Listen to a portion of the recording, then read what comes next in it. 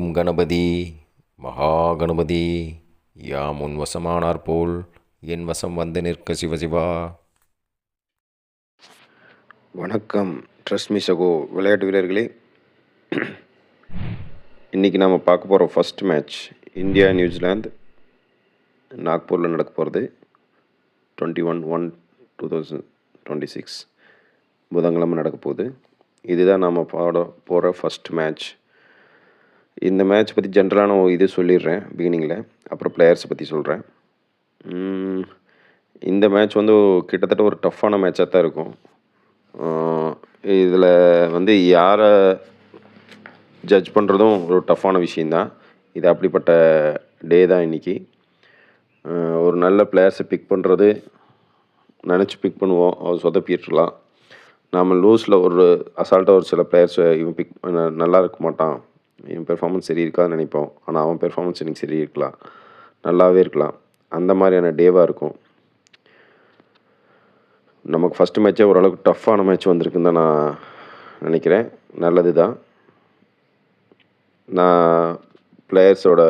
என்னோடய players பிக்ஸோட opinion உங்களுக்கு கொடுக்குறேன், அதை நோட் பண்ணிக்கோங்க. இதில் உங்களோட ஐடியாலஜி கலந்துக்கோங்க.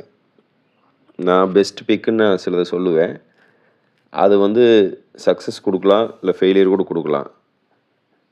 அதே மாதிரி வந்து அவாய்டிங் பிளேயர்ஸுங்கிறதையும் சில சொல்லுவேன். அவங்க வந்து 100% அவாய்டுக்குள்ளே வரலாம். இல்லைன்னா ஏதோ ஒரு இதில் ட்ரீம் 1 பாயிண்ட் ரீதியில் உள்ள வர்றதுக்கான ஆப்ஷன்ஸ் நடக்கும். அந்த ஸ்ட்ராட்டஜி நீங்கள் டிசைட் பண்ணிக்கோங்க.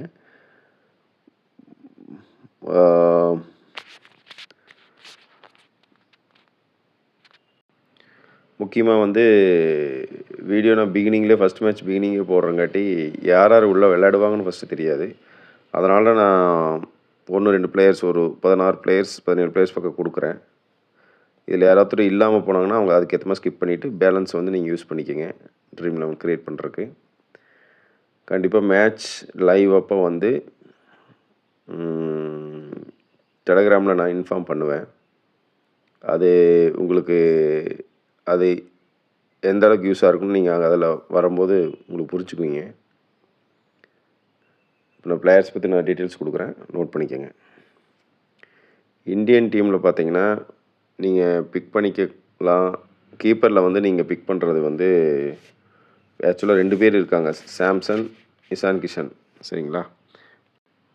இவங்க 2 பேருமே வந்து ஒன்றும் பெஸ்ட்டு பெர்ஃபார்மர்ஸாக இங்கே இருக்கிறதுக்கு வாய்ப்பு இல்லை. ஆனால் வந்து ஒரு 30 பாயிண்ட்ஸ் இல்லை 40 பாயிண்ட்ஸ்குள்ளே ரீச் பண்ணலாம். 2 விதத்தில் யாரோ ஒருத்தர் தான் எடுத்தாங்கன்னா இவங்க 2 பேரும் அந்த கேட்டகரி. 2 பேருமே மேட்ச்சில் எடுக்கிறதுக்கு வாய்ப்பு இல்லை எனக்கு தெரிஞ்சு. யாரோ ஒருத்தர் தான் வாய்ப்பு. அதை வச்சு டிசைட் பண்ணிக்கோங்க. அதே மாதிரி டேன் கான்வே வந்து சூஸ் பண்ணிக்கோங்க. நியூசிலாந்தில் கீப்பர் இப்போதைக்கு அவர் தான் இருக்கார். அவரை நீங்கள் சூஸ் பண்ணிக்கோங்க. அதுக்கடுத்து பேட்ஸ்மேன் கேட்டகரியில் பார்த்தீங்கன்னா சூரியகுமார் யாதவும் கிளென் பிலிப்ஸ், இவங்க 2 பேர்த்த வந்து பிக் பண்ணிக்கோங்க. அதுபோக பேட்ஸ்மேனில் சிவம் துபே அன்றைக்கி ஆடுவாரான்னு தெரியாது. சப்போஸ் சிவம் துபே மேட்ச்சில் இருந்து அவருக்கு சான்ஸ் கிடச்சிச்சு அப்படின்னா, ஏன்னா அவர் இறங்குறது 4th டவுன் 5th டவுன் இந்த ரேஞ்சுக்கால் தான் இறங்குவார். இறங்க வாய்ப்பு கிடச்சுன்னா கண்டிப்பாக அவர் ஒரு கேமியோ விளையாடுறதுக்கு வாய்ப்பு இருக்குது. ஒரு 10 பால் 5 பால் ஃபேஸ் பண்ணாலும் அவர் அதுக்கான டபுள் த ரன் அடிக்கிறதுக்கு வாய்ப்பு இருக்குது. Double the run, triple the run அடிக்கிறதுக்கு வாய்ப்பு இருக்குது. அதனால் அவர் ஒரு சைட் நோட்டிஃபிகேஷன் வச்சுக்கோங்க. ஆல்ரவுண்டர்ஸில் பார்த்தீங்கன்னா மெயின் வந்து அபிஷேக் சர்மாவை எடுத்துக்கோங்க. அக்ஷர் பட்டேலையும் சூஸ் பண்ணிக்கோங்க. மிச்சல் சாண்ட்னரையும் சூஸ் பண்ணிக்கோங்க. இதில் வந்து அபிஷேக் சர்மா என்னை பொறுத்த வரைக்கும் இம்பார்ட்டண்டான ஒரு பர்சன் இன்றைக்கி. இப்போ நீங்கள் கேப்டன் ஆப்ஷனில் யூஸ் பண்ணலாம். ரெண்டாவது பவுலிங்கில் வந்து தான் டஃப்பே. ஏன்னா யார் உள்ளே வருவா, யார் வெளியிருப்பான்னு தெரியாது.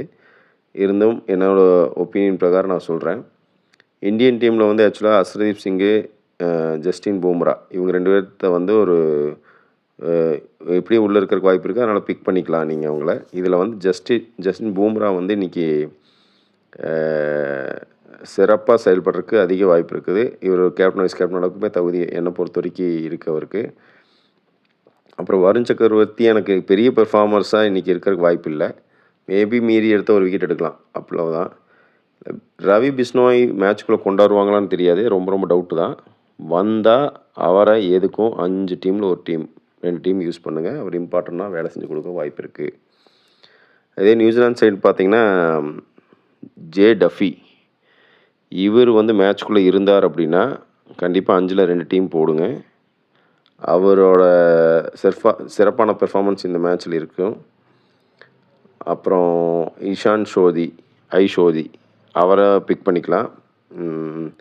கே ஜெமிசன் அந்த ஃபாஸ்ட் பவுலர் இருக்கார் இல்லைங்களா, அவரை நீங்கள் பிக் பண்ணிக்கலாம். இவரும் வந்து ஒரு முக்கியமான பிளேயராக இந்த மேட்ச்சில் இருக்கலாம். இல்லைன்னா வந்து அவர் ரன் அதிகம் கொடுக்குறதாகவும் இருக்கலாம். இவரை வந்து நம்ம அந்த 2 கேட்டகரியிலையுமே தான் வைக்க வேண்டியதாக இருக்குது.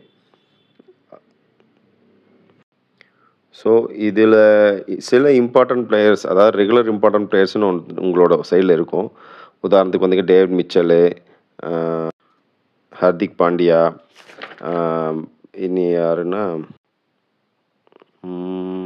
வேறு சுரேஷ் ஐயர் இருக்கார், மேட்ச்சில் வருவான்னு தெரியாது. சுரேஷ் ஐயர், இப்போ இந்த மாதிரி முக்கியமான பிளேயர்ஸ் நான் நேமே சொல்லலை.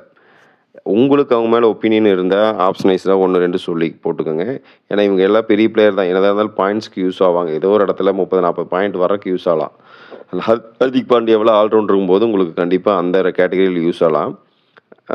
அந்த ரீதியில் மட்டும் யூஸ் பண்ணிக்கோங்க. அவங்கள நான் ஃபஸ்ட் பிளேஸில் நான் கொடுக்குறக்கு, இம்பார்ட்டன்ட் பிளேஸில் கொடுக்குற அளவுக்கு நான் இது பண்ணிக்கல. மற்றபடி நான் நோட் பண்ணி சொல்லியிருக்கிற பிளேயர்ஸ் நோட் பண்ணிக்கோங்க. ஒரு 16 பிளேயர் பக்கம் கொடுத்துருக்கேன். இதில் எனக்கு நோட்டிஃபிகேஷன் ஃபஸ்ட்டு ப்ரையாரிட்டி நோட்டிஃபிகேஷன் பிளேயர்ஸாக இன்றைக்கி இருக்கிறதுக்கு யார் யார் வாய்ப்பு இருக்குன்னா அபிஷேக் சர்மா, ஜஸ்டின் பூம்ரா, அதாவது J Duffy, K Jamieson. Bishnoi உள்ளே வராரான்னு தெரியாது. வந்தால் அவர் ஒரு சிறப்பு செயல்படுத்தலாம். இந்த 5 தான் எனக்கு. இதில் 4 பேர் வந்து கேரண்டி உள்ளே இருக்கிறதுக்கு வாய்ப்பு இருக்குன்னு நம்புகிறேன். இந்த 4 பேர்த்துக்குள்ளே நான் கேப்டன் வைஸ் கேப்டன் சூஸ் பண்ணிக்கோங்க. நம்ம கேப்டன் வைஸ் கேப்டன் சாய்ஸ் வந்து மோஸ்ட்லி ஒரு டிஃப்ரெண்ட்டான ஸ்டைலில் தான் இருக்கும். அதை நீங்கள் போக பார்ப்பீங்க. அதில் மிஸ் ஆகிறதுக்கும் நிறைய வாய்ப்பு இருக்குது. ஏன்னா வந்து அது சில லோ பிக்ஸுன்னு நம்ம எடுக்கிற மாதிரி இருக்கும். அவங்களுக்கு வாய்ப்புகள் எப்படி கொடுப்பாங்க அப்படிங்கிறது தெரியாத ஒரு பிரச்சனையினால தான் மிஸ் ஆகுமே தவிர்த்து, அவங்க பெர்ஃபார்மன்ஸு எப்படி இருந்தாலும் அந்த பெர்ஃபார்மன்ஸ் விதையில் அவங்க நோட்டிஃபிகேஷனாக இருப்பாங்க. பெர்ஃபார்மன்ஸுங்கிறது எப்படின்னா, நீங்கள் ஒரு பவுலர் வந்து 4 விக்கெட் எடுத்தால் பெர்ஃபார்மன்ஸுங்கிறது மாதிரி ஒரு பவுலர் 4 ஓவரில் 50 ரன் கொடுத்தான்னு வச்சுக்கோங்களேன், அதுவுமே அவனோட பெர்ஃபார்மன்ஸ் தான் அன்றைக்கி. அதனால் வந்து மொத்தத்தில் அவனால் அந்த டீம் ஜெயிக்குது தோக்குதுங்கிற 2 லிஸ்ட்டில் ஏதோ ஒன்று நம்மளோட விதத்தில் இருக்கும். அதை நீங்கள் பார்க்க புரிஞ்சுக்குவீங்க. ஓகே நண்பர்களே, முதல் போட்டி பதிவு பண்ணியிருக்கேன். உங்கள் சப்போர்ட்டை கொடுங்க. முடிஞ்ச வரைக்கும் கிளியராக இருங்க. சொன்னதையெல்லாம் ஃபாலோ பண்ணுங்கள். மறுபடியும் சந்திப்போம். நன்றி, வணக்கம்.